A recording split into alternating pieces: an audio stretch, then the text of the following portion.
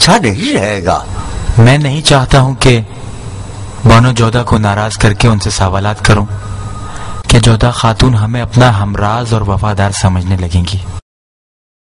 وہ اپنا درد دل بیان کریں گی تو ہمیں حقیقت کا پتہ چل جائے گا۔ فجر کی نماز تک تو انتظار کرو۔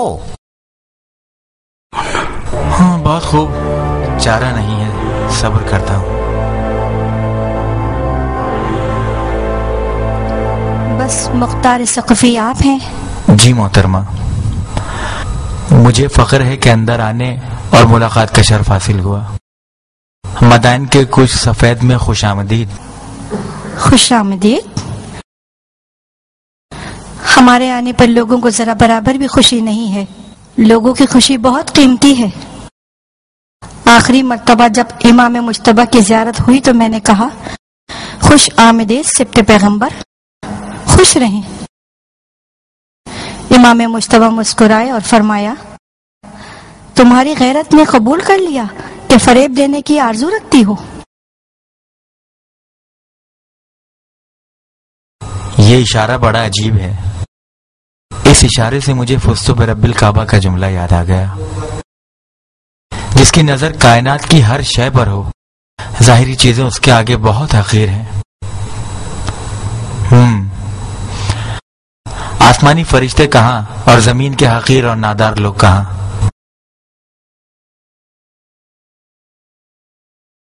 جناب امیر کی زبان سے سنا ہے کہ آپ کسی کام سے آئے ہیں، فرمائیں۔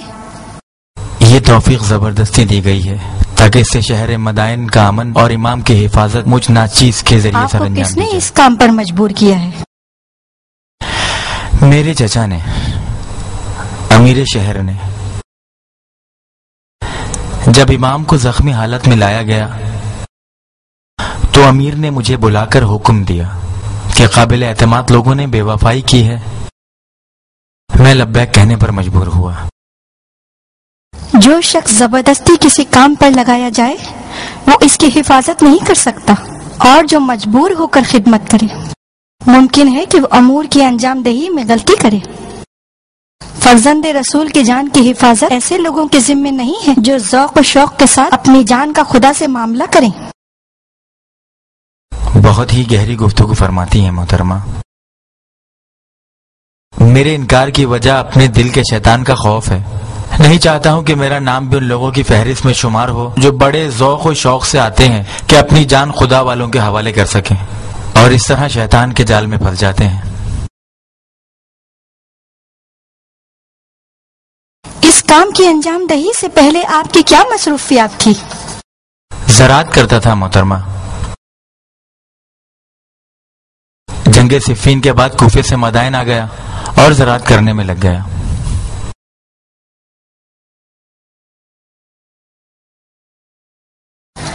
مجھ سے کیا کام ہے جناب مختار؟ یہ تو آپ نے سنا ہوگا کہ معاویہ نے امام کے سر کی قیمت 1000 شامی دینار اور اپنی ایک بیٹی کا وعدہ کیا ہے۔ جی ہاں سنا ہے، بڑا وسوسہ انگیز وعدہ ہے۔ اس وعدے سے میری زندگی اتنی دشوار ہو گئی ہے کہ کھانا پینا مجھ پر حرام ہو گیا ہے۔ ہماری غفلت ایک ایسے مقام پر لا کھڑا کر سکتی ہے کہ 40 سال کی ساری محنت ضائع ہو جائے گی۔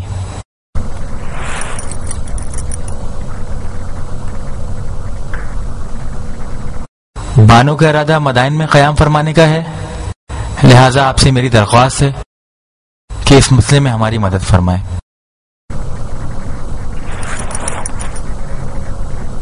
خداوند عالم کی مدد نصرت چاہیے جناب مختار، میں کیا کر سکتی ہوں؟ خیال کریں کہ اس عمارت کے کیڑے مکوڑے بھی آپ کے دشمن ہیں۔ خیال کریں کہ یہاں کی مکھیاں اور مچھر بھی ہلاک کرنے والا زہر رکھتی ہیں۔ ہمارے چچا کا حکم ہے کہ اجازت کے بغیر کوئی امام سے نہ ملے، اور امام کو صرف وہ کھانا کھلائیں جو میرے چچا کے ہاتھ سے ملے۔ یعنی خطرہ یہاں تک بڑھ گیا ہے؟ جی ہاں، افسوس کے ساتھ۔ کل رات ایک دشمن کو ہم نے گرفتار کر لیا ہے جو عورتوں کا لباس پہن کر کوشک میں داخل ہوا تھا۔ وہ بھی ایک معروف شخص ہے، معاویہ کے مال کی لالچ میں گرفتار ہو کر اپنی عاقبت خراب کرنے آیا ہے۔ شاید آپ اسے پہچانتی ہوں گی۔ اس کا نام عمر ابن سعد ابن ابی وقاص ہے۔ عمر بن سعد ابی وقاص؟ جی ہاں، عرب کے جنگجو کا بیٹا۔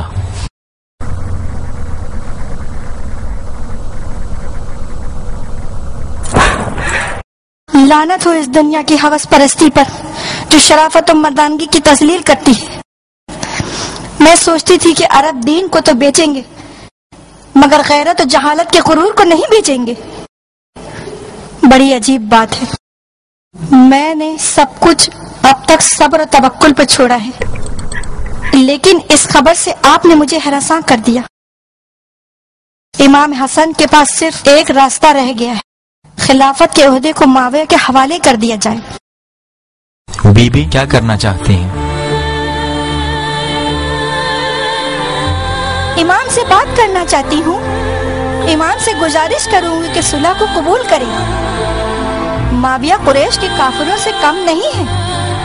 صلح حدیبیہ میں رسول خدا اور کفار قریش کی مثال آج امام مجتبی اور معاویہ کی سی۔ میں اپنے فرض کے طور پر آپ سے عرض کر رہا ہوں کہ جلدی نہ کریں بی بی، یہ بات امام مجتبی کے رنجیدہ دل کے لیے نہیں ہے بی بی۔ صلح کی بات ابن سنان کی ضربت سے بھی زیادہ سخت اور مہلک ہے۔ ایک دو دن صبر کر لیں تاکہ امام کی صحت کچھ بہتر ہو جائے۔ اس نادان جماعت کا کھانا خراب ہو جائے کہ جنہوں نے میری حسرتوں کو پامال کر دیا۔ آزاد کر دیں، خدا کے لیے انہیں آزاد کر دیں۔ معاویہ رسول خدا کے زخمی بیٹے پر مہربان ہوگا۔ خدا کے لیے اب ان کو مزید جنگ کرنے پر ابھارنے کی کوشش نہ کریں۔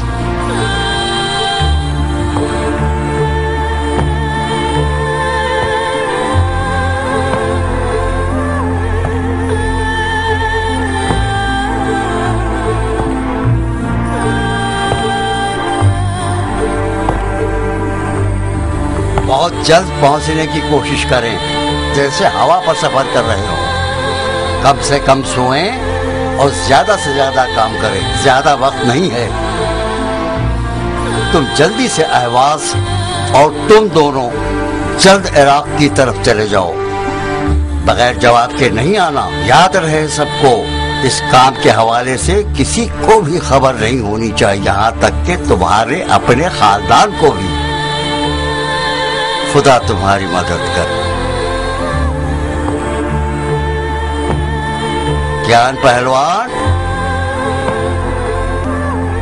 تم کھانے پینے کی اشیاء لے کر سباق میں لشکر سے جا ملو اور خود سامان کی تقسیم میں مکمل نگرانی کرو، خدا نخواستہ کسی کا حق ضائع ہو جائے۔ اس خبر سے آگاہ رہو جو سپاہیوں کے جذبوں کو بڑھاتی ہے۔ کہاں کھو گئے گیان؟ مختار ہیں جناب امیر، بہت پریشان ہیں۔ کاش اس پریشانی کے عالم میں آپ میرے اور جاریہ کے مسئلے کو بیان نہ فرماتے۔ آج کا مختار کل کا مختار نہیں ہے۔ جاؤ گیان، تم مختار کی فکر مت کرو۔ آج کا مختار یقیناً کل کے مختار سے ایک دن زیادہ مضبوط اور بہادر ہوئے ہیں۔ جی جناب امیر۔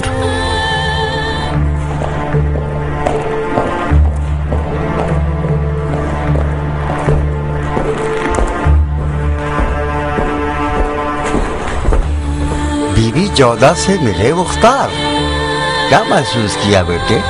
بتاؤ تاکہ میں بھی جان سکوں۔ مختار، بہتر ہے کہ تم بیلچا لے کر پھر زراعت شروع کرو۔ تم اور چچا شام کی ٹڈیوں کے لشکر کا مقابلہ نہیں کر سکو گے۔ تم لوگ اپنی نجات کا سوچو، اپنے شوہر کو میں خود نجات دلاؤں گی۔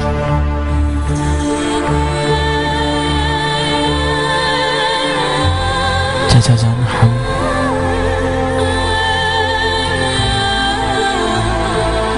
چچا جان ہم بازی ہار گئے ہیں۔ مراد کیا ہے؟ ہم بازی ہار گئے ہیں جانی عزیز؟ یعنی بی بی جودہ بھی عمر سعد کی طرح گفتگو کر رہی ہے۔ وہ तय कर चुकी है कि इमाम को सुलह पर आमादा करेगी। यानी इमाम अपने घर के अंदर भी गरीब है और कोई हिमायत करने वाला नहीं। मौका हाथ से निकल गया है चाचा जान। आप क्यों इसरार कर रहे थे कि थोड़े से लोगों के साथ लश्कर से जा मिले, जबकि उनकी कसीर तादाद और माल और दौलत पुर शैतानी लश्कर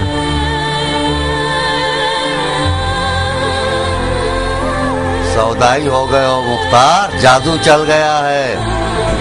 बीबी जोधा जादूगरनी थी या उमर साद? बेटा वो लोग जिन्होंने बद्र, उहद और खंदक में रसूल के मुकाबले में लश्कर कशी की, तुम लोगों की हैबत और तादाद में लश्कर शाम से कम न थे। बद्र वाले मुशरिकीन के मुकाबले में 1/3 थे। बिल्कुल 1/3 थे, बिल्कुल थे। दुनिया से दिल तंग और